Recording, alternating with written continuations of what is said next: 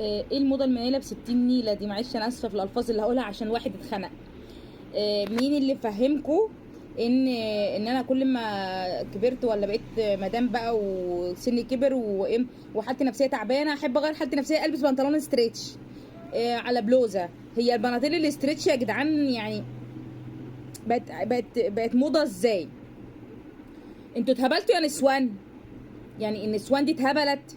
انا اللي اتهبلت، انا اللي مجنونه وانا اللي متخلفه، حاكوا عليا. بس يعني بلاش، انت مش تشيلي الفكره ان البنطلون كل ما لبست بنطلون ستريتش ولا بنطلون جينز ليه جن انا بقيت كده شياكه وقمه في الموضه وابقى ماشيه رايقه والله ده بص ده انا بقيت شيك. انت بقيت شيك بدون رصيد، يعني انا هقعد اقول برضه في نفس الكلام وبرضه اهو انا مش، احنا مش هنربي الناس، احنا مش هنربي الناس. بس لما رحم ربي لعل وعسى حد يتعظ، لعل وعسى ده ما اعتقدش يعني.